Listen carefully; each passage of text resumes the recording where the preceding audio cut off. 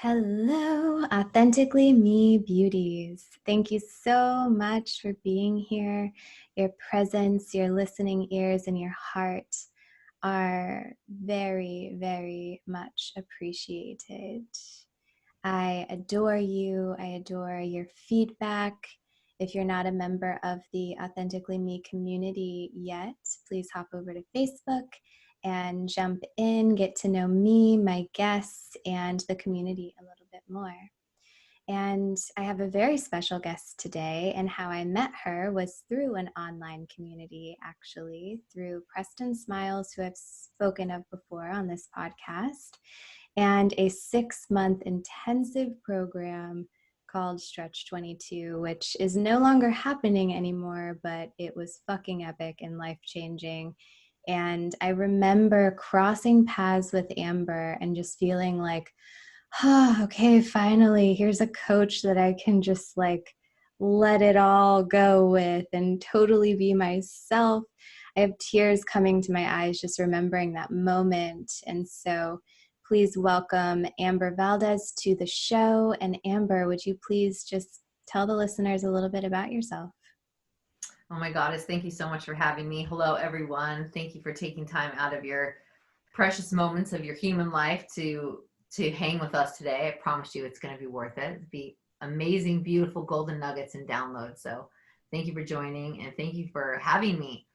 So my name is Amber Valdez. I am a former NFL cheerleader, reality star, and TV personality that realized that was cool and all, but it wasn't my soul assignment. It wasn't why I came on this planet. And I didn't realize that until going through a pretty intense dark night of the soul about 8 years ago, where in the same 6-month window, I lost my father, found out that my boyfriend at the time that I lived with was a sex addict, having sex with strangers.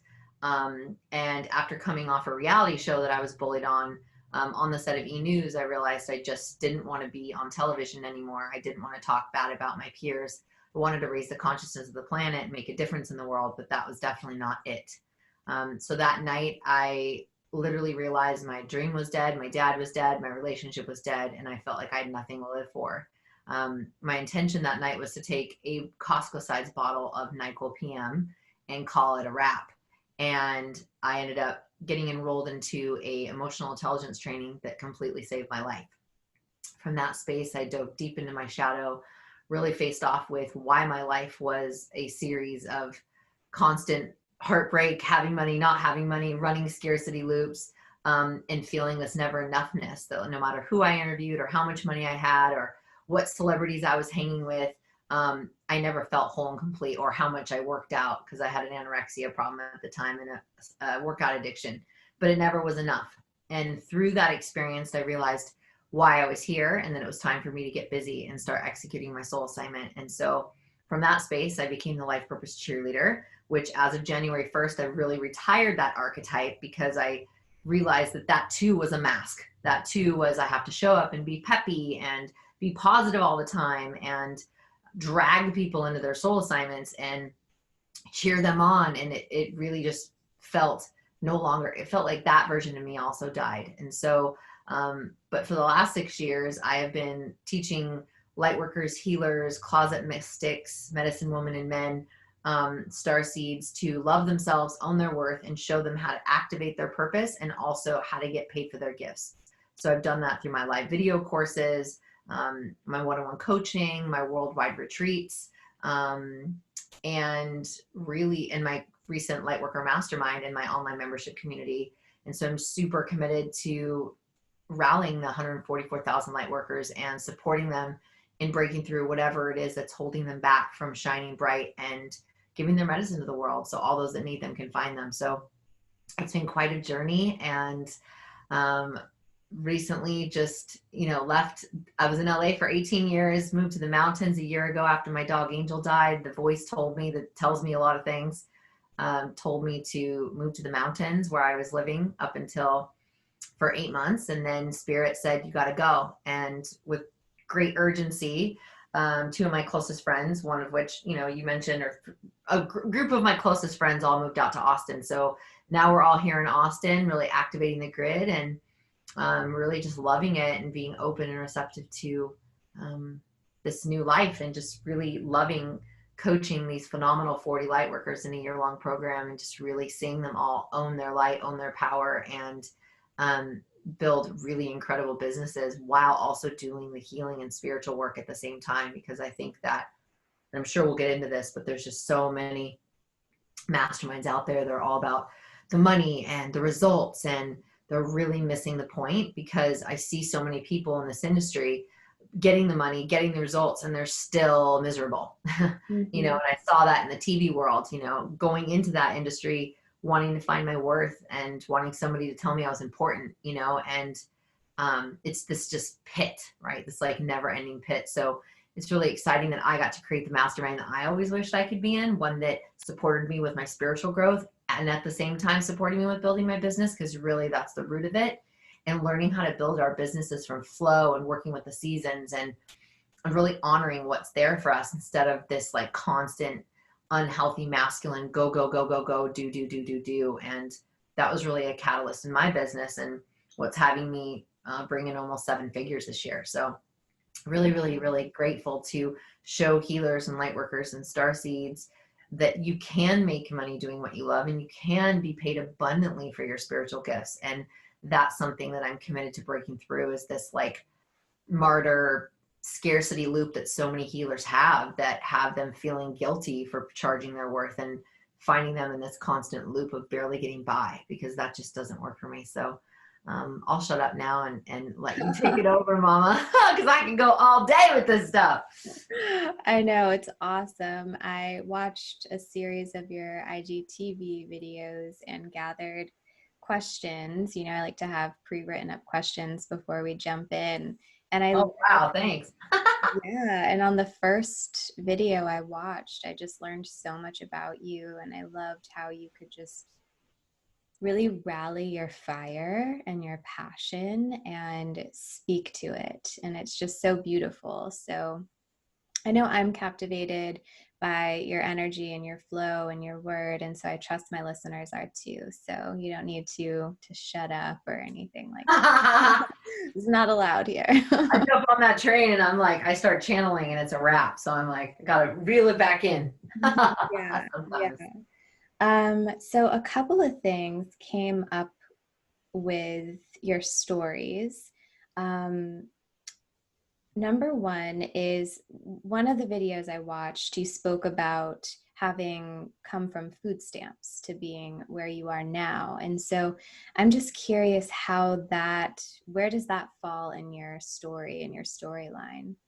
Thank you so much for asking. It was so funny. I had a mini breakdown with my partner last night around this, and I was actually able to reveal this. So I grew up on welfare and on food stamps. My mom was mentally ill, and my father was an addict. So that's a recipe for, you know, a whole bunch of fun. And so I grew up, you know, being told we don't have enough, we can't afford this, we can't afford that. Even when I got a job as soon as I could, and from as long as I can remember, had 2 to 3 jobs at a time. And I would like literally buy clothes because I worked at JC Penney's. I would buy clothes and then I would like return them just to get new clothes. So like the kids at school thought I had money, but I actually did not. Um, and I remember one year having to go to the food bank on Thanksgiving and to get food. And I remember how scary and confusing that was as a kid. And like remember getting like a bunch of expired food and just like going through the boxes, and I just remember it's an interesting time because we're coming up on Thanksgiving here in the United States. And I just remember that feeling of like, oh my God, we don't have any food to eat. And if it wasn't for these people, we wouldn't be eating food. And I just remember having so much gratitude for these strangers, and also at the same time just really feeling like unsafe, right? Like, and really there was so many times in my life I felt unsafe by having a mentally ill mom, you know, being kicked out at the age of 4. First memory I have is all my clothes being thrown on my nana's porch and in her yard. So the going from food stamps to, you know, making 7 figures this year is crazy, and not crazy, right? Because it's like rewriting. I didn't go to college. You know, we didn't have money for college. I shouldn't have graduated high school. I didn't study for shit. I was too committed to being the cheerleader for everyone and, you know, making run through posters and, you know, throwing events at school. Like my home was such a toxic environment that I was an overachiever in activities. So I didn't have to be at home because when I was at home, it was intense. And my mom would kick me out all the time, and Child Protective Services would come, and I'd get arrested. And there was just all of this chaos. And so I created this ridiculous work ethic of like, I'm never going to be broke. But it was also from a fear place. And as I started my business, I also was always like, well, you got to make this work.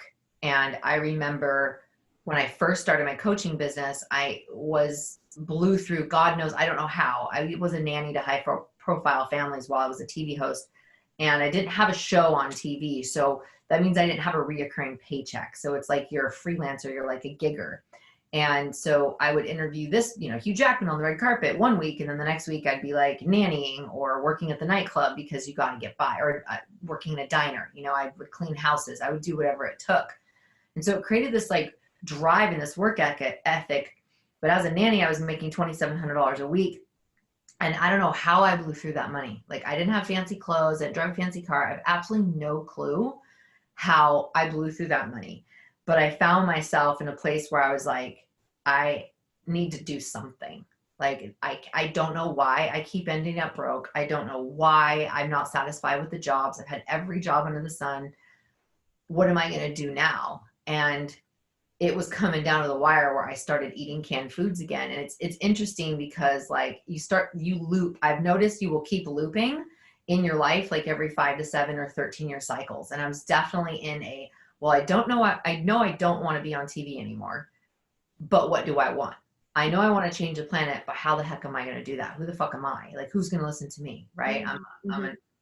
Yeah. So that's when I went on Periscope, and Spirit had told me in a Kundalini yoga class. I had no money, but I was like, I need my Kundalini class. And there's the center in Los Angeles. It's $100 a month, Golden Bridge, or it was Golden Bridge, but Tej was my Kundalini. I was like, I have to, no matter what, I got to put this on my credit card because I have to go to class to keep myself sane. And in my meditation, Spirit told me to get on Periscope, and Periscope was a live video app before Facebook Live was even invented, or Instagram Live. And from that space, I went from 10,000 or 700 followers to 10,000 overnight. And I started going viral on Twitter, and because Periscope was owned by Twitter. And that's really when my business blew up. And it wasn't, I was coaching a couple people for like a couple hundred a month. Like I definitely was, again, shopping at the dollar store for groceries again. I had so much shame and like, you know, guilt. I was saying no to my friends to go to these dinners, and they're like, what the hell? Like I didn't have it. Like I literally didn't have money to go out to dinner. And I just went all in. And from that point, I just started showing up 2 to 3 times a day, doing live videos, sharing my stories, sharing my truth. I got in a car accident. I was sharing about my pain. I was sharing, and I wrote a book called Sticky Affirmations to Live Your Purpose at the time. And I would use sticky notes to kind of share the story and keep me, you know, on track in my shares. And that's really when people started really relating to me, is through this vulnerability and this authenticity and just showing up in total service. Like I didn't have an offer. I didn't have an offering. I was just showing up and giving all I got. And as soon as I dropped my offer, I literally had 28 people join my first program, and I'm about to be on round 11 of that program. And that Turn Your Crazy into Your Purpose Bootcamp was created because my family thought I was crazy. I was being crazy, doing the same thing, hope, wishing, and wanting a different result.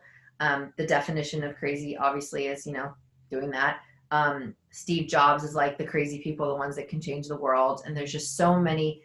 And then being called crazy is like the most scariest thing, especially when your mom is mentally ill. So, and all the things I believe since I was a little girl, like angels and fairies and manifestation and aliens and all this stuff, that I believed everything was possible and felt like a black sheep in my family, because my family just is Catholic and Christian and thinks that anything that's not Jesus is the devil. And, you know, just feeling like I didn't belong. And so I wanted a place where I could teach others how I turned my crazy into my purpose. And so I taught all the tools that I used, and it really worked. And from there, went to the next one, went to the next one, and every time it's been incredible. And we have to date over 600 students that graduated that program, and that's really been the catapult for those that know don't know what they want but know this ain't it, or those that know what they want but haven't been able to really attain the success to have them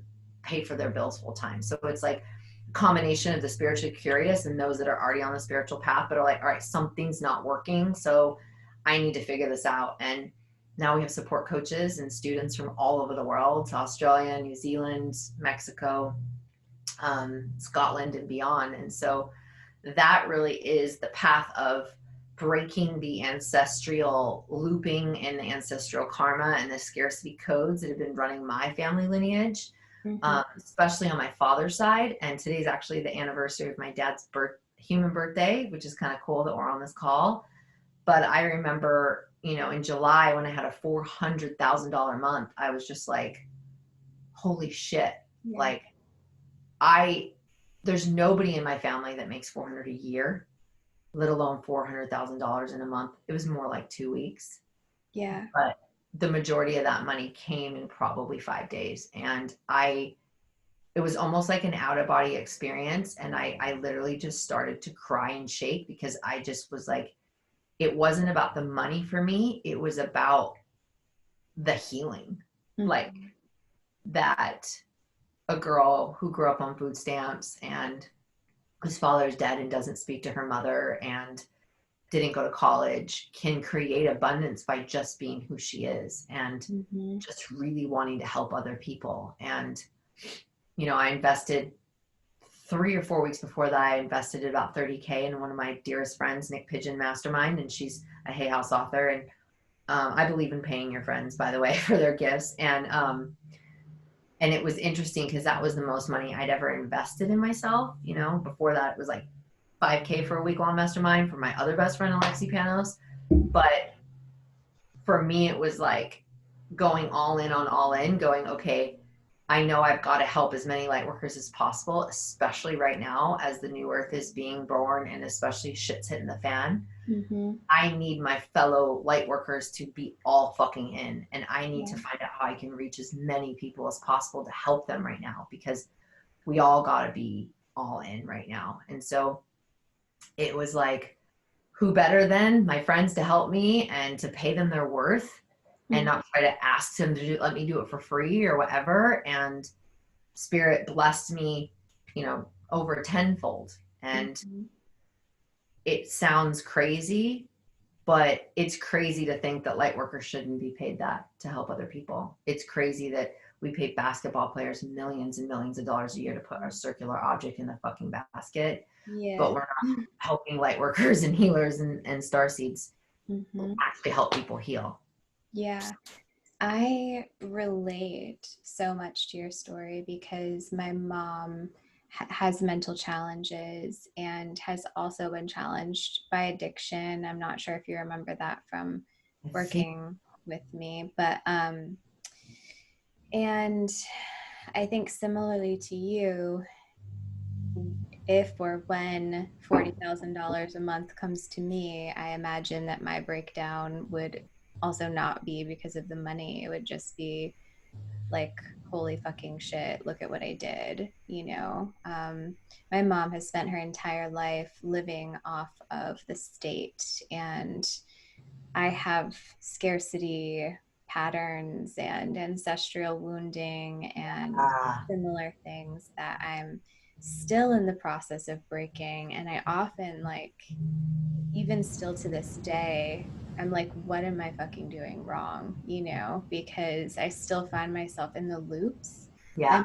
My mindset is different. My energy is different. My drive is different. I feel layers coming back and things coming into alignment in pure ways.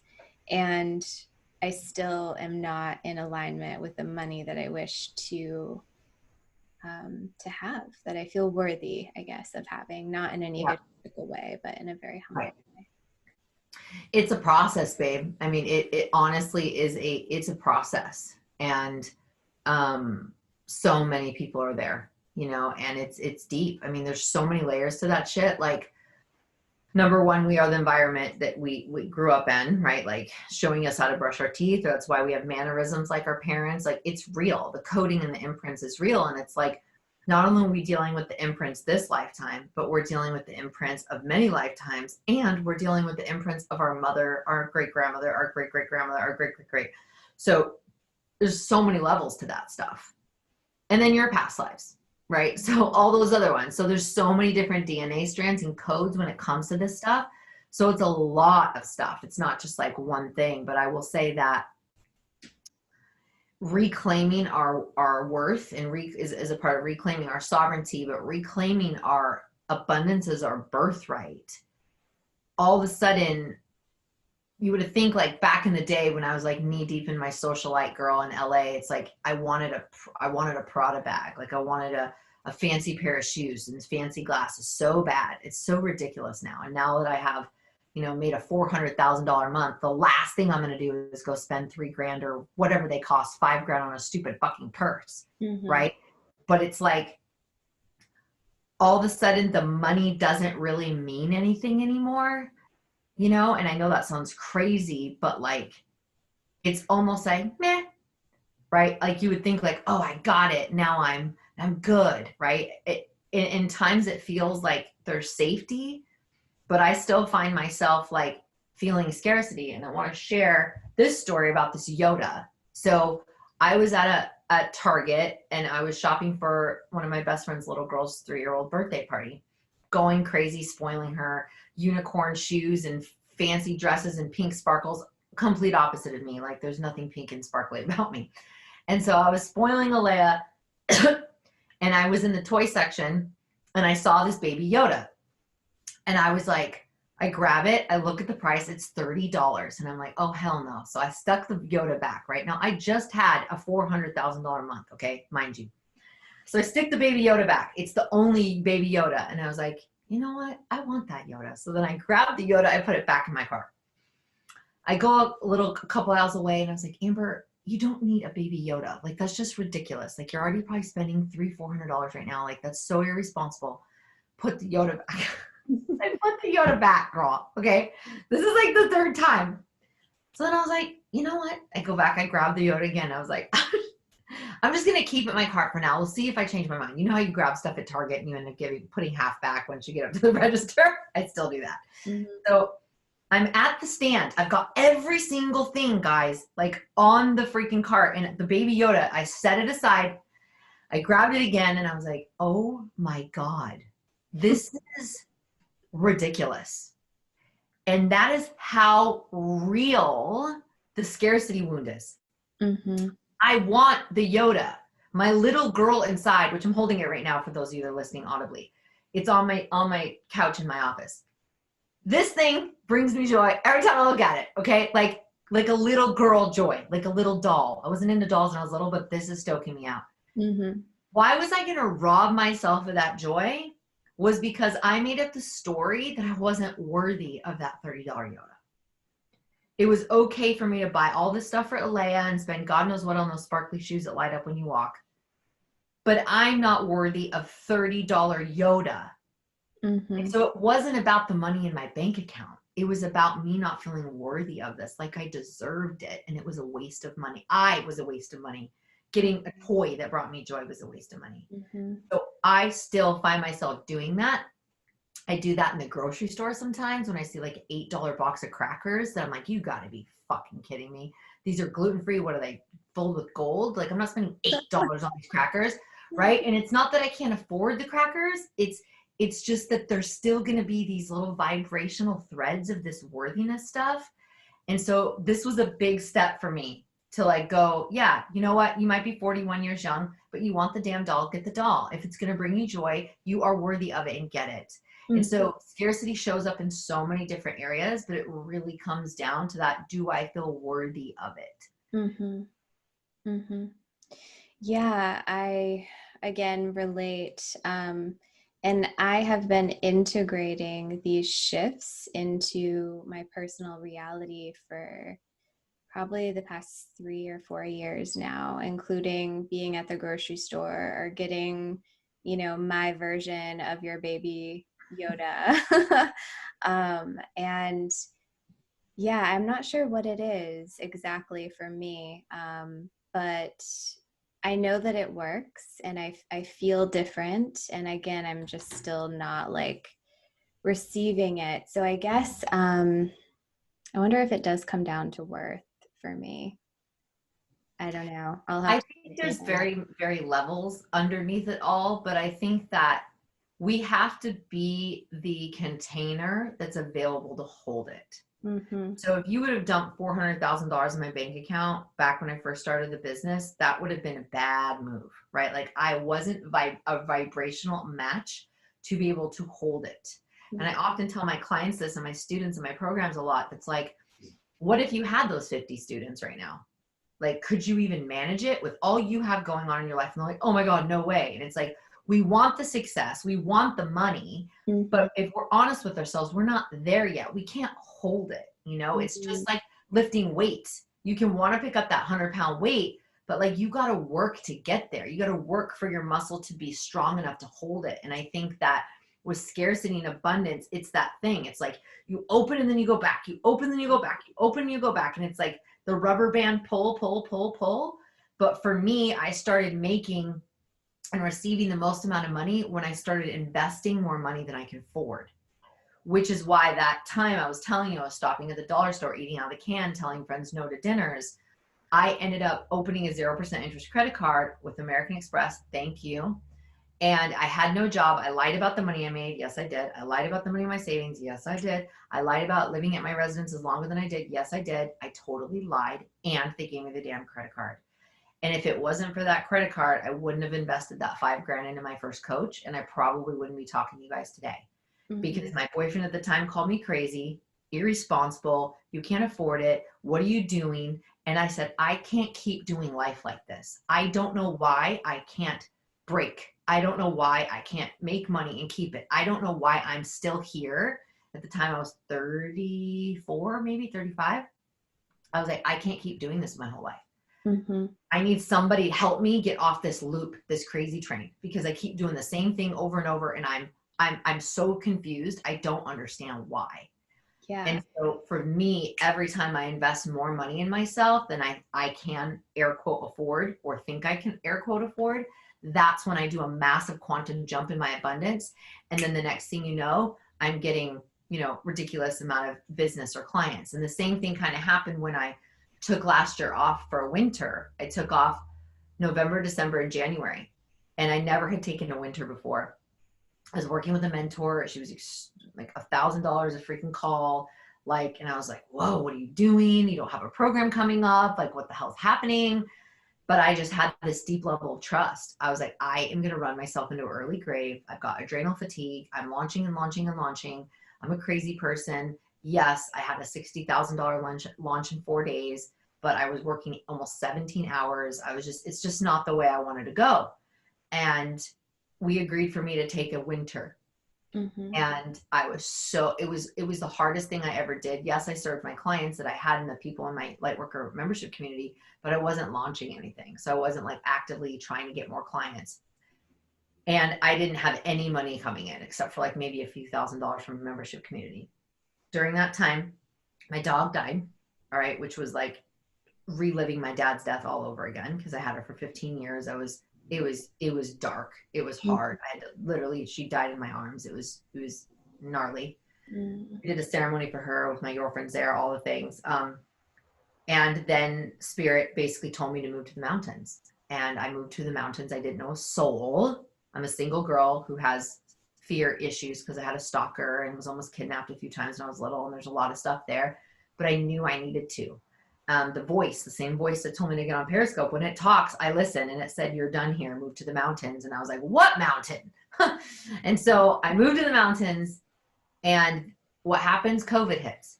Mm-hmm. But right before COVID, I went on one of my best friends, Sahara Rose's podcast, and I ended up I got 6 clients wanting to work with me in a week.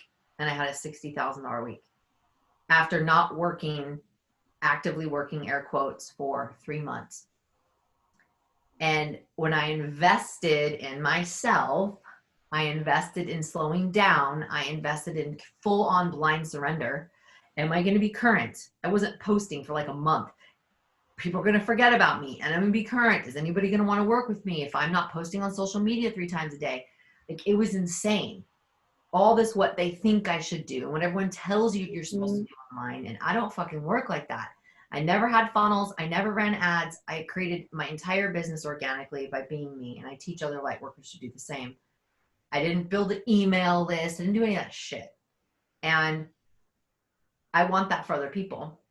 And so I share that because when we invest in ourselves, whether it's to slow down or take time or take a winter, the universe will then invest in us. And I feel like every time I've done that, this blind leap of faith, whether it be, okay, Spirit, this is the last money in my bank account, or okay, Spirit, I'm opening a credit card that I can't afford to pay. Okay, Spirit, boom, that's when I raise my abundance code, and all of a sudden my arms open up, and then more money can come in because I put more money, time, or energy out. Does that make sense? So Spirit will meet you at the level in which you give, and then it will extend the money you wish to give if you just go into this blind faith of trust. But every single cell in my body was in complete fight because I was scared I couldn't survive. Like, I don't have mommy and daddy to call, like, you know, just me. And so I had to like really, I had a very, very hard time with slowing down. I had a very, very hard time with trusting that I would be provided for if I took a rest. But that was a quantum jump in my business.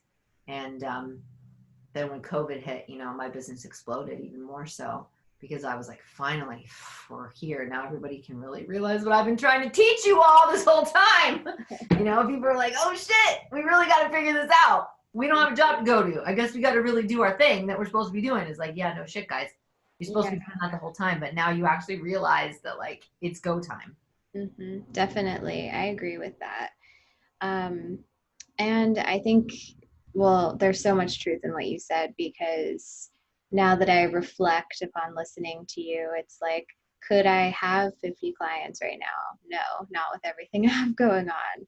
I'm not the vibrational match. And so I love that. And this season, I'm focusing on, you know, successful female online entrepreneurs with the intention of getting more clarity on what is missing, or not missing, but just guidance for myself. And so I'm really grateful for you, for your stories, and for your channelings that we're getting gifted on this podcast. Because even as you're speaking, I'm like really receiving it and feeling it and reflecting upon it. And I can see little areas of my life where, yeah, I could be a more aligned vibrational match to the life upon which I wish to create. And so, what advice would you give to me or someone who's like, okay, I'm ready to be a vibrational match or to have blind faith? What advice would you give someone who's in that space? Such a good question. Thank you for your vulnerability and for that beautiful question. So I think so many of us can relate to that. What do we do, right? Our human brains, like our human doing this. For me, time and time again, with myself and hundreds of my students and clients, is we have to invest more than we can afford. And air quoting, can't afford, because like, well, Amber, I have $20 in my bank account. How am I going to invest in $1,000 program? That's the whole, you're not going to receive the money until you invest in yourself to figure out why you can't make the money, right? So you got to rewire your patterning. And the fastest way to get out of scarcity is to invest more money in yourself than you ever have before, to the point of where that's crazy, to the point of sell everything you own, to the point of make a way out of no way, clean houses, walk dogs, do Postmates, clean someone's garage, like be a maniac on a mission that, like, you know what, Spirit, there's nothing more important than me serving this planet, and I'm willing to humble myself and do absolutely whatever it takes to create the resources to get the tools I need to show up and serve, to learn how to build a business as a light worker, to learn how to be the container to hold money, right? And because it's that I can't afford it, or if I had it, I'd work with you. It's like, you won't ever be able to work with me until you create the money. Mm-hmm. Right. And if you had the money, you wouldn't need to work with me probably. So, but maybe, but the case in point is like, how spirit wants to see, how far are you willing to fight for it? How far are you willing to sacrifice so you can have the life you came here to live? Because it's an initiation. And I think far too many light workers and healers in the spiritual path, it's like they don't want to do the 3D job because it's beneath them. Like, I have literally walked dogs, cleaned houses, and worked at a diner. Like, I worked 38 days in a row with no day off, sometimes 2 jobs a day, to create money I needed to create. Mm-hmm. That level of rigor, conviction, and commitment is what spirit wants to see. Okay, she's not playing around. Because I think far too many people in the spiritual community want to just meditate and think things just get to come to them. And they're missing that part about action and momentum, because where energy goes, energy flows. Mm-hmm. And so we got to go through the haze. We got to go through the initiation, right? We've got to be like, dude, spirit, I don't know what the hell you're talking about. Move to the mountains where you don't know a soul and you're a single girl and there are bears and coyotes and this and that can get your dog, but you're just going to take your poodle to the mountains. People were like, are you crazy? I'm like, yeah, I think so. But when spirit says go, I go. Mm-hmm. And so when spirit tells me to launch a program, I listen. When spirit wakes me up 3 days in a row and says, Nick Pigeon, Nick Pigeon, Nick Pigeon, and I'm like, what the fuck? I don't need a coach right now. Like, I'm good. Like, I'm taking a break. And I was like, yo, Nick, spirit told me I need to work with you. I don't know. What do you have? And she's like, oh, shit. I got a mastermind open. I'm like, all right, I'm in it. How much? $30K. Great. I'll figure it out. And that's when I was coming off of not working, right? So I think there's a level of like continuing to trust spirit. People are like, well, how will I pay my bills? How about don't worry about it? Because how much longer are you going to keep paying your bills doing the thing that you're not even supposed to be doing? You're stuck in the matrix, right? So we have to jump out of everything we were taught and jump into this like other frequency, which is the 5D, which is where everything is possible and everything lives. And our brains in the 3D are what are fucking us, because we're like, I gotta pay my rent, so I gotta do this thing over and over that helps me barely get by. And it's like, hold on a second, you don't have to do that thing. You're choosing to do that thing, but you're looping right now, right? The crazy train, doing the same thing, hope, wishing, and wanting life's gonna change. So open a credit card, sell some shit, humble yourself to ask for loans, work a bunch of crazy jobs and stack your chips, go resell stuff on eBay and like all this other stuff. Like, there's so many ways to make money. There's TaskRabbit, there's Postmates, there's so much stuff you can do to actually make money. I just think that a lot of people don't want to do that, or they'll say, oh, I don't want to go into debt.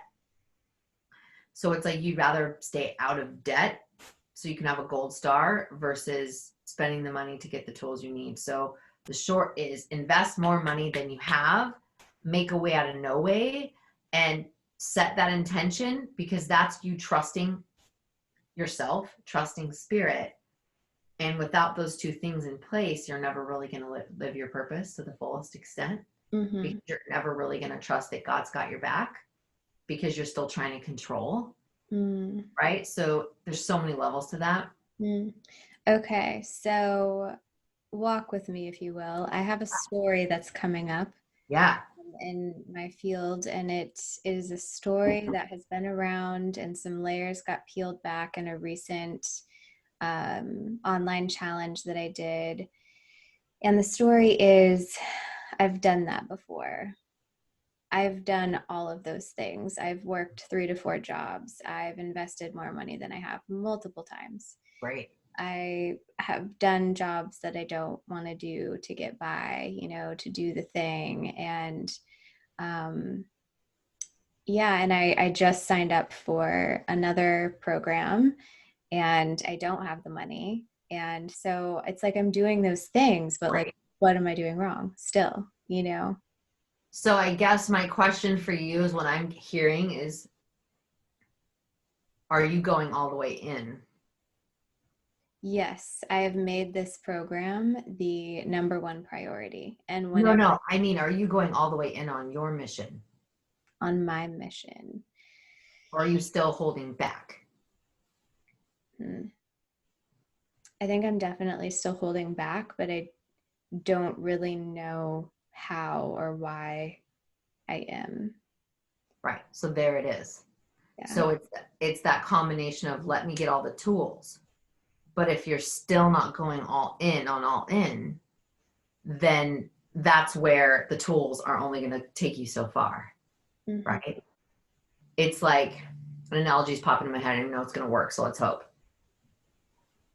You've got the swimsuit, you've got the goggles, you've got like all the things, and you're on the fastest boat, you've got the fastest flippers, like you are shooting, you've got all the stuff. But if you don't jump in that water, you're not going to be able to win the race, right? It's the getting ready to get ready thing. Mm-hmm. So sometimes a lot of people will invest in all the courses. There's a couple people that follow me online that I see their faces right now. They just keep investing in all the courses, but they're still holding back and they're tippy toeing in, and they're not just like, all right, balls to the wall. Like, I don't give a fuck. I'm going to do the thing. I'm going to say the thing. I'm going to be the thing. And I'm not going to worry about what anyone thinks about me, with no backup plan, Mm-hmm. right? Like, no backup plan. And I think that it's that combination of that, again, the trust in self, the trust in spirit. And sometimes it's releasing the need to get ready and just going all in messy AF. Mm-hmm.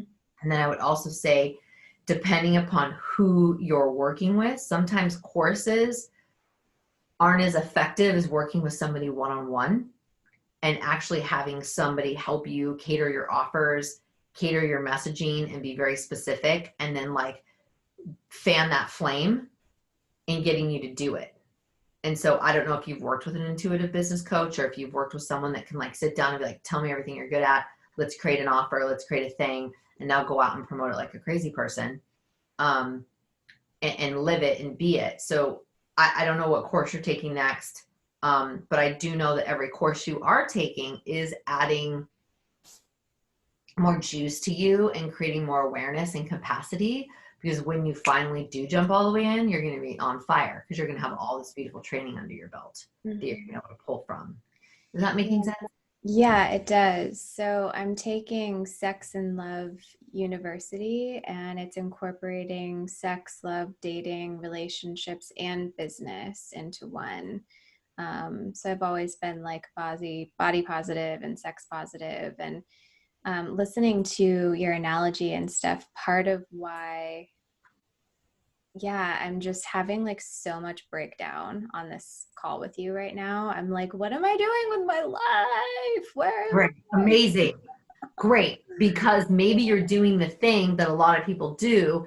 They're just choosing to do the thing or do the offer because they think it's going to make them money, I? or Mm-hmm. it's safe, or someone else is doing it, but it's not the thing that really lights them up. Mm-hmm. Right. So maybe up until now, you've been playing it safe with your offerings and it hasn't really been the thing. It just feels like a good idea. Mm-hmm. And that could be why it's not landing with people. And also there's a level of, when you're new to the business and you're creating a name for self, you have to show up consistently. I think a lot of times people who are just starting their businesses will constantly be selling to their audience Mm-hmm. and not giving value. So their audience is like, dude, like you haven't proven yourself yet, but you're still just trying to sell me on stuff. And so it can like turn people off. It's like the taker mentality Mm-hmm. versus the giver mentality. So there could be a couple different things that are happening. It could be too much take, not enough give. And it could be like premature launching when you don't have the appropriate audience, which Mm-hmm. happened to one of my doula clients. Her branding was legit. Her offer was legit. We created a dope ass course. The price was right. All the things were there. But when we unpacked the hood, everybody in her following was not doulas. Mm-hmm.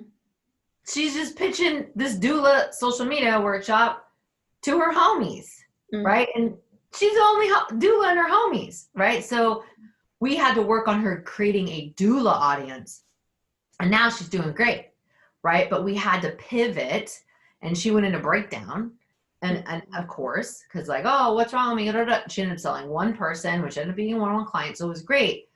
But sometimes we're premature and we have to find our people before we start selling to 4-year-olds that don't need your sex class, right? So there's a lot of different things that could be there, but that I think maybe working with a business coach who can get very specific with you and kind of see what you've done, what's working, what you're passionate about. Because what I find when I do these sessions and these deep dives and these strategy sessions with my clients, I can hear what they love to do. I can hear what they're good at. And then I can create a course or an offering, and then they're lit up. And then when they're lit up, it transmutes on her online. And then all of a sudden, all the people that want that come to them. But they were in their heads too much and were missing what they really needed to offer, if that makes sense, and not feel confident to do it. I think that's also the power that we saw in Stretch, and you see in these bigger pods, is that, you know, now like all my clients or students are all making reels. Like I'm coaching them on doing their reels, and it's like they're all just getting each other excited, and you know, they're promoting each other's stuff, and you know, it's like becoming this organism and this family where there's the momentum. And I think like sometimes we go about it alone and we can't see, you know, like Michael Jordan didn't win the championship and then fire all of his fucking coaches. Right. He hired more. Like, all right, I want to get better. You know, I want to keep my championships rings. I want to keep being the MVP. No, he could have fired everyone. And I think what happens too is sometimes people get a certain level of success and then they fire their staff. Like, I'm good, you know, and then Spirit's like, you know, so there's so many different things it could be, babe, but. Oh yeah. I mean, so much already has like resonated with the things that you've shared. And it's funny because we create these stories, right? Like the scarcity story and all these other stories in our life. And then either knowingly or unknowingly, we consciously or subconsciously, we create with our thoughts and with our stories and our actions, our words, our reality. And so even in something like Stretch 22, I have reflected obviously since then. And my small group, because for the listeners, it was a larger container that was broken down into small groups. And then you also had buddies within the small group and then coaches as well. And so my small group, none of them were online entrepreneurs, none of them. And everybody else's groups were like promoting each other and loving on each other. And I was like, what the fuck? I want all of that. Like I want community. And I joined Stretch 22 with the intention of wanting so badly community and tribe family. And then because it wasn't coming from the right place and I wasn't vibrating with what I wish to create, that's not what happened. And so we will continue to create scenarios, even in like going all in or having these beautiful, honest desires to play out our stories, whether subconscious or conscious of it. And so even in Stretch 22, I was like, I'm all alone. I have nobody. I have no support. Like, I'm never going to make it online. I'm never going to do the thing. And so I got to really watch live all of these stories show up and they were reflected to me. And it's like, I know those stories are there, but fuck, now I'm just living with them and seeing them. And, you know, there is truth and power in investing in self, even if the desired outcome isn't what comes out of it, because we may not see it. And so I'm just wondering if you have anything to speak to in that. Yeah, got so good. You know, it's like we often get what we need, not what it is that we think we want, you know, and I feel like probably that investment was worth every penny for you to see that lone wolf syndrome and that victim and that poor is me and not owning your voice, not asking for what you want and making up a story that the other groups wouldn't promoted you, because at the end of the day, it was one big group.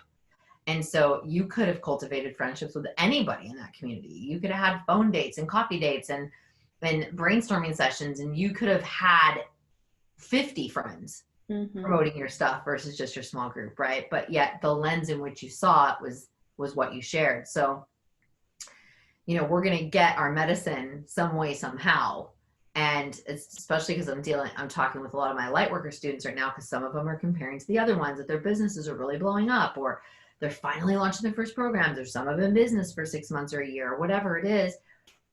Everybody's in their own process. Some of them are leaving husbands, leaving wives, moving across the country, healing from their dad's death, quitting their jobs at the hospital. Like, girl, they're all in their own version of shed or rebirth or birth or death or whatever.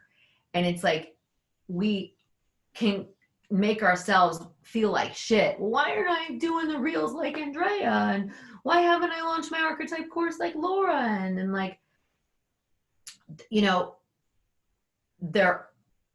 I think that human beings can get so stuck in the looking around everywhere and then looping in the why we're not good enough as a beautiful distraction from our purpose. I've done it many times. Right? And that's where the darkness works hand in hand with the ego, because as long as you're looping like that, the darkness is like, yeah, we got her. She's stuck. She's paralyzed. She's not shining light. Awesome. On to the next one. Let's go work with this person's ego to sabotage them so they're distracted, whether it's the shitty relationship, whether it's my mom did this when I was 5, whether it's I was raped when I was 20, whatever it is. If you stay on it, you're distracted from your purpose. Yeah. And then you get to be right that you're not good enough, or insert the blank. And so it's a distraction, a beautiful distraction from your ego to keep you out of doing the thing that you're here to do. Yeah. And so we just have to go, okay, if it's not from the light, it's not feeling kind and loving and amazing, we got to really reel it in and realize we're being psychically attacked. Yeah.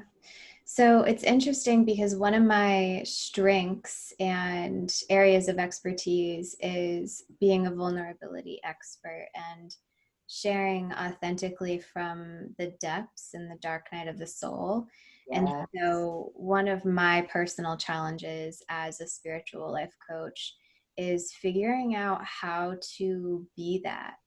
And I notice some people that I follow, you included, you have these go-to stories. And I'm just recently accepting the fact that telling a story is medicine in and of itself. So it doesn't have to be necessarily, this is the layer, this is the thing that I'm vulnerably experiencing, here's my rawness all the time. But I'm also so comfortable there. And so really finding my own way with that is part of the journey. Now, do you think that having that story, like, hey, I came from food stamps and now I'm here, or whatever those stories are, you know, how have you navigated being a vulnerable, authentic, spiritual life coach and not getting stuck in the vulnerability and the processing and all of that? It's a great question. So, I mean, I think that just like the seasons, there's going to be waves, right? And I think my rule in which I have a live video course that supports light workers in facing off their shadows so they can be vulnerable online and stop giving a fuck and dimming their light. And I think that being vulnerable all the time should be your go-to motto. And that means if you're having a great fucking day, share it. If you're having a shitty day, share it. Like I just did a live this morning talking about the breakdown in my relationship over the weekend. And then I took 2 days and spent time with Lex and the kids and, you know, Jenna and her kids, and just like left my house for 48 hours or longer and was like, I need some fucking space. And not knowing where I was going to go with the relationship. And we got a mediator. Jenna came in and did a mediation, and Lex was going to as well. And really just ask for support, because when we don't ask for support, we can drown, and then we can really sabotage ourselves, right? And I think that for me, it was a lot easier to ask for support. My partner, not so much, because he's put my friends on pedestals and all the other things. But I think the rule is share in the good times and share in the bad times. And if you can just share with what's alive, then your audience is going to feel like they can trust you.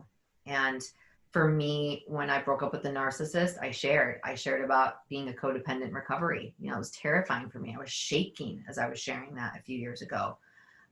You know, when I did this huge video that went viral and telling people who I am, like I shared all the things from, you know, my ecstasy addiction to my exercise addiction to stealing when I was 21 years old, and, you know, just like sitting on 25 bags of weed on Christmas Eve when I was in a freaking relationship with a drug dealer when I was 19 and missing Christmas with my family. Like I shared all the shit, and I created not only this level of trust and intimacy with my audience, but it got me confident to like not have a mask anymore. Here I am, take it or fucking leave it. And so I think if you can just remind yourself to always say what's up, just like yesterday, I cried for most of the day, and those were crying the night before because there's a massive heart chakra activation coming through the planet for a lot of light workers. And I was in it. I did a fucking reel about it. I didn't have any makeup on. I didn't brush my hair. I just was like, I'm just gonna shoot this real quick. And asking like, if you feel sad, like, and don't know why, you're having a heart activation, breathe. You're loved. You're ascending. That's it. You know, and not getting into, oh, I got to put makeup on and I got to get good lighting and I got to like, you know, my face was swollen, you know, and it was just like, if you can just get into the, I'm just going to share no matter what, and no matter where, where I'm at in my life, no matter what I'm wearing, no matter what state I'm in, if you can just make that your go-to, you won't have any hard time attracting business. Because I think what often happens is we try to put on a show. We try to show that we're vulnerability. We try to show that we're happy. We try to show that we know what we're talking about. We try to show, and we get into this actor hat. And I don't blame our society because we grew up watching people on TV and movies and we put actors on pedestals, and we shouldn't be acting online. And I think a lot of the reasons why people don't do well online is because they're fucking acting.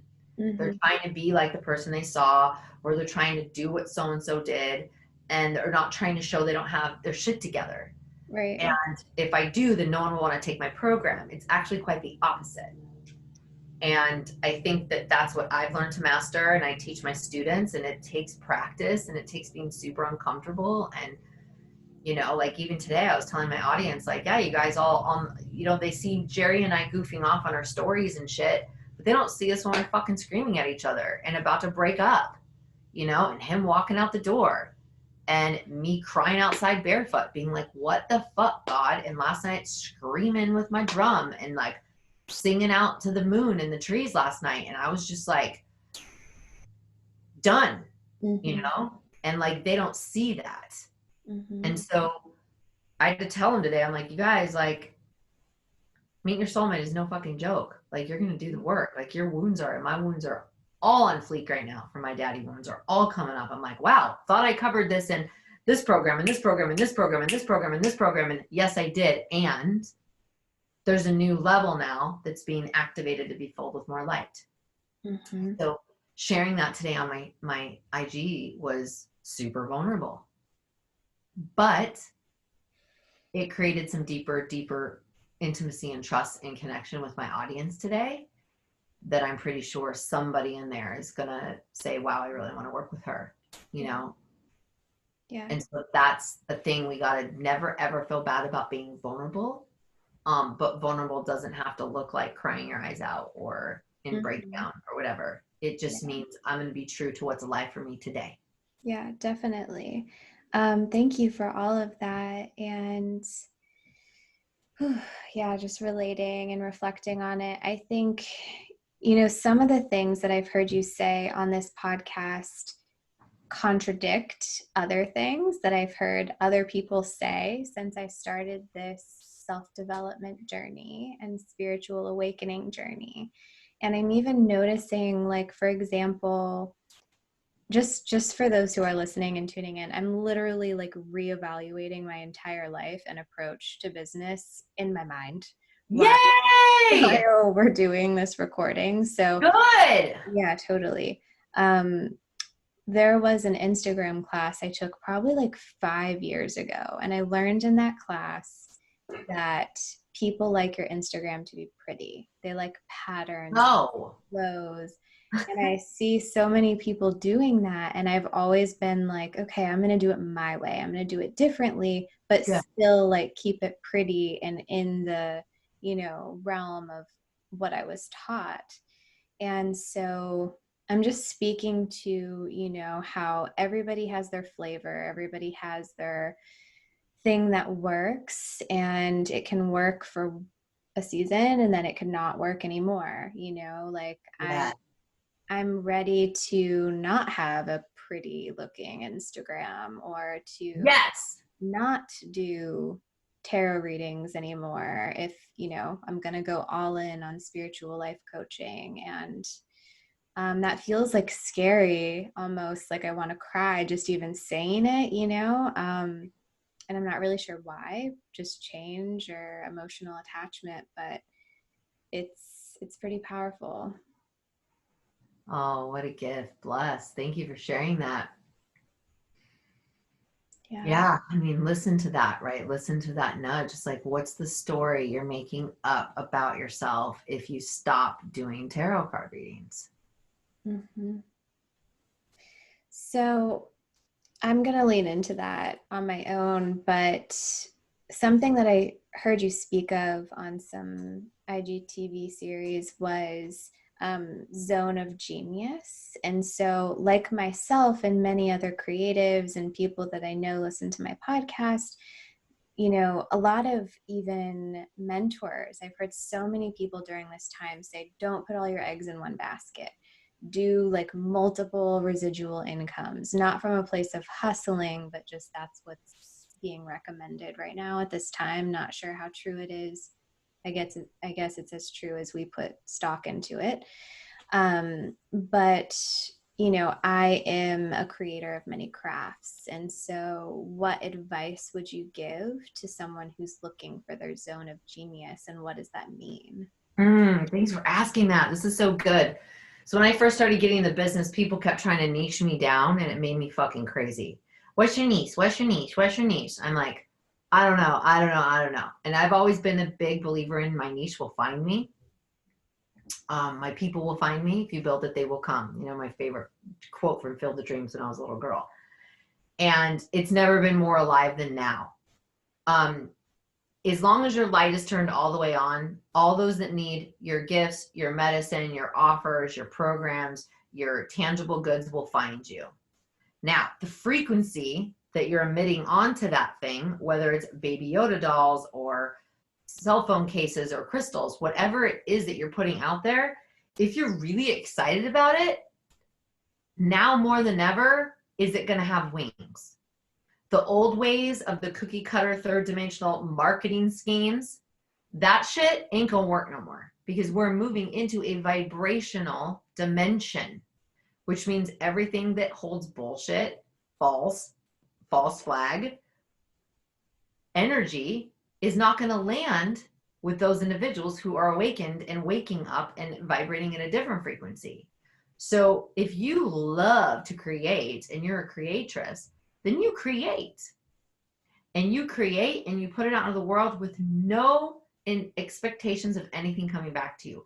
Pure service. Mm-hmm. I say this to my clients a lot, or clients that end up coming to work with me that have been in other masterminds and are not getting success. And as soon as they start telling me what they're doing, I know exactly why.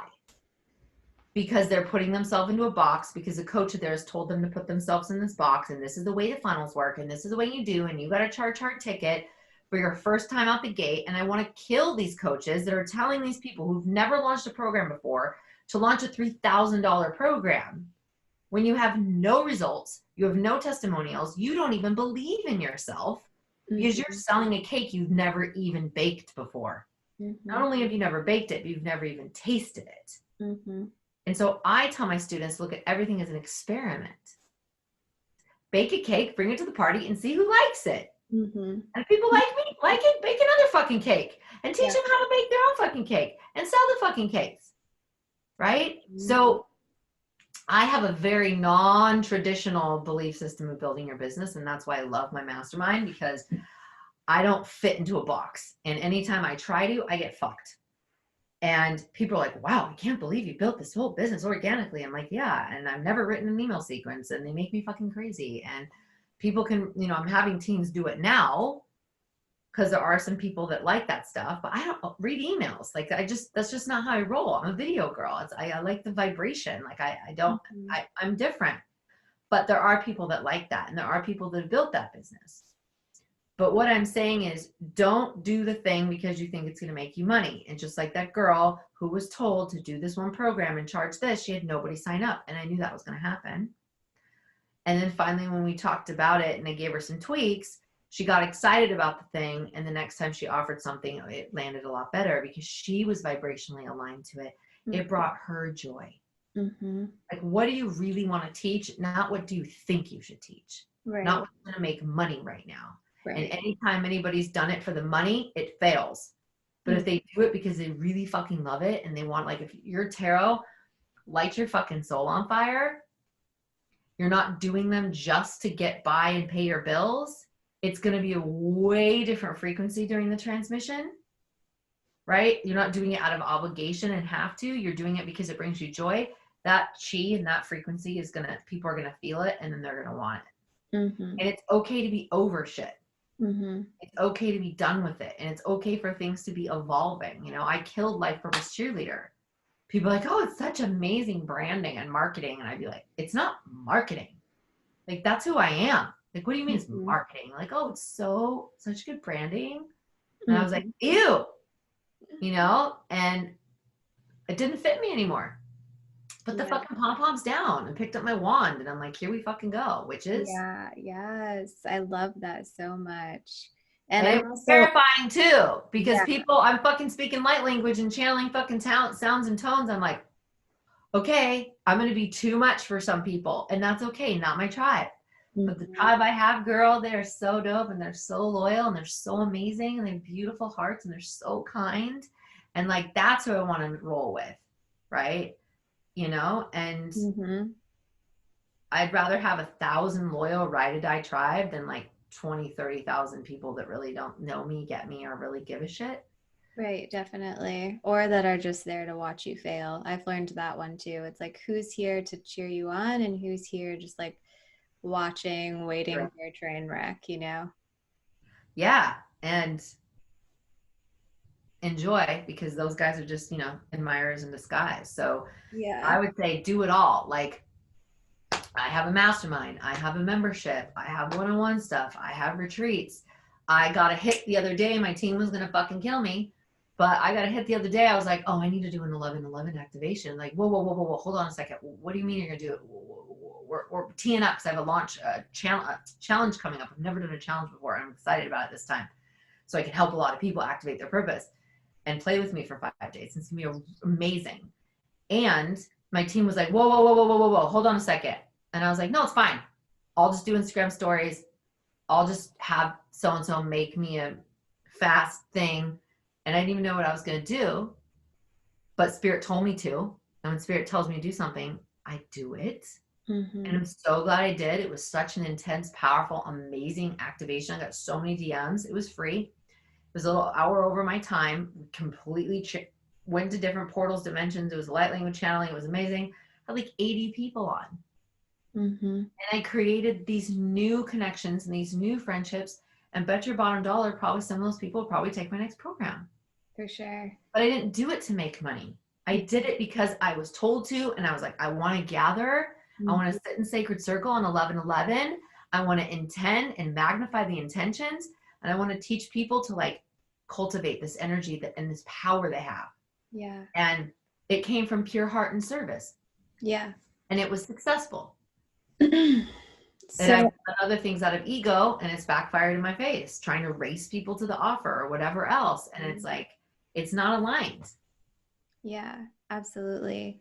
So for people who want to do what you do and connect to spirit to receive guidance surrounding their business, what advice would you have for those people? I would say number one, you get to take my challenge. If you've listening to this after the challenge, you get to take a master class of mine. If you're listening to it after that, you get to take a program, because that is the key. Like the number one key is to work on your connection to the divine, to learn how to turn your cosmic Google on, to learn how to decipher and discern between your whispers from your ego versus your whispers or yells of your ego versus the whispers of your soul. Because as soon as I learned to master this, to listen to the voice that told me to go on Periscope, that sounded like insane, the voice that told me to move to the mountains, that was insane, the voice that told me to do the 11, any other time, if I hadn't practiced opening my channel and mastering this connection, when I would get those whispers, I would just dismiss them. And I think so many people are dismissing their guides and their angels all day long. They're like, oh, that's crazy. That's crazy. They don't understand that God, Goddess, I Am is literally telling them exactly what they need to do to make their life so much fucking easier. But their ego is making them up stories that that's crazy. That doesn't make sense. So the number one thing you can do is master your connection with the divine. Yeah. Sit every day, learn to listen to the voice. And once you learn to practice trusting that voice, I've trusted that voice so many times. That's why when my voice says do something, like the last time during COVID, I killed Turn Your Crazy in Your Purpose. I was like, 9 rounds, I'm done. It was a good run. On to the next. I killed both my programs. It was so dramatic. I'm like, I don't want to do that anymore. I don't want to do Light Shine anymore. I don't want to do Life Proof Chill anymore. Let me just burn all the boats, right? And I was like, fuck, what am I doing? And like some friends of mine that do really well in real estate, like 20 million a year, like, I would never do something like that was bringing me in revenue. You're fucking crazy. And I was like, yeah, well, I know. I'll call my program Turn Your Crazy. Believe me, I know I am. I was like, I'm trusting I'm going to be the space for something else. So during COVID, Spirit goes, I woke up in the morning and Spirit was like, you need to run Turn Your Crazy in Your Purpose. And I was like, right. It's a fucking pandemic. People are tripping. People losing their fucking jobs. Who the fuck is going to pay $3,300 to do this program right now? Like, yeah, fucking right. Voice, right? Spirit's like, oh no, you're not going to do it for that. You're going to do it for a price that everyone can afford. I'm like, hell no. Like, I'm pissed. Like, I went outside and I was like, I don't want to, you know, like, that's so not only am I going to be in service, but I'm going to have to do it for close to nothing. Like, I've worked my ass off to get this program to where it is. Like, this changes people's lives. Like, this is the catalyst to people's freaking people on fire. They manifest soulmates. They create their businesses. They forgive. They let go. They move. They go through divorces. They do. This is the thing. What? Spirit's like, do it. And I'm like, oh, right. So I do it, kicking and screaming. Was it beautiful? It was amazing. So much healing, so much growth. And out of that, half the people went to my next program, half the people went to the next program. And out of all those 25 graduates of Light Your Life Shine Live, there were 52 in, 25 joined my mastermind. And what happens? 25 of those people paying me $10,000. Right? So what I'm saying is, if I didn't learn to master my connection to the divine, I wouldn't be able to hear these things and listen and trust it. Yeah. So we can't afford to not have that relationship really strong. Yeah. And we're all so intuitive, but we've just been bogged down by society and technology and parents that didn't know any better and the patriarchy and everything else. That we've got to take our power back and take our intuition back, so we can really succeed, because life will get so much easier if we learn to listen to that voice versus all the other voices that are trying to screw us up. Yeah, definitely. And just to add like another real life layer to what you just said, I have this story that arose that I learned being a hairstylist, which is you never lower your prices. And so I have carried that with me for so many years. You never lower your prices. You raise your prices, but you never lower them. And so, you know, I could translate so many stories from my hairstylist career into, you know, spiritual life coaching career if I did not have my power and know my worth and so many other things. And so, yes, you know, our society and our wounding and our stories, and the stories don't just come from mom and dad, they come from everywhere. And there's so many layers that we interface with in this life. So it's breaking down those layers. And I just wanted to add that in there. Thank you so much. There's so much of what we were taught, right? For the pretty Instagram to the don't lower your prices. It's like there's all these imprints, right? That like we take as truth, as absolutes. And it's like it just like with the Catholics, you know, like you can't get divorced. It's cool. Your husband's cheating on you or beating you or molesting your kids, but you can't get divorced. It's like, come on, right? Because who said so? Right? Like, and we believe these things to our core. Yeah. And then we become hostages to them. So yeah, there's no rules. There's actually no rules in life. And then being mindful if it's a scarcity move, like was that a scarcity ploy to lower my prices, or was that direct orders from the big dogs? You know, Yeah. like that's where you also have to discern if you're the type of person that's always lowering their prices. You know, I struggle with that sometimes because I don't want to leave people behind, was a story I was running.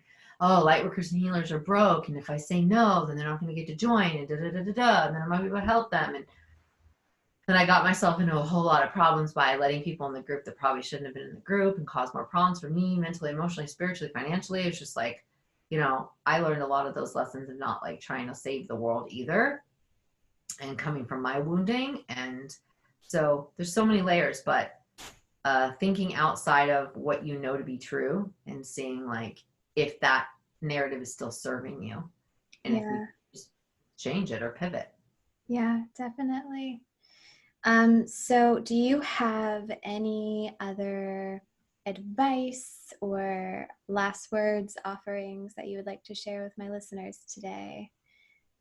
And by the way, in the show notes, there will be links to your offerings and to your social media and all of those things. So please click the show notes and get in touch with this lovely goddess.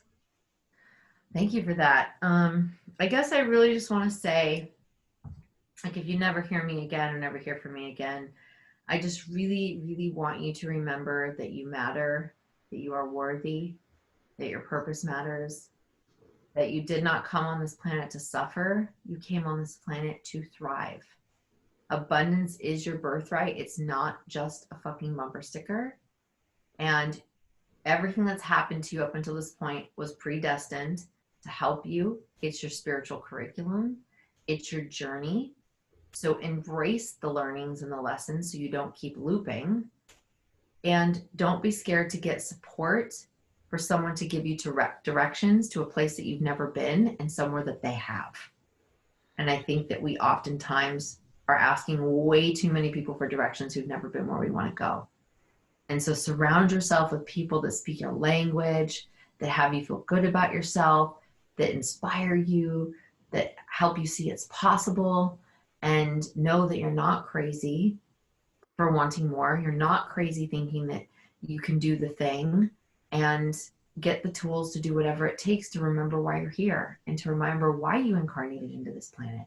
Because it's not just to buy shit and watch TV and go into debt. It's not just to work a job that you hate and come home and sell your soul.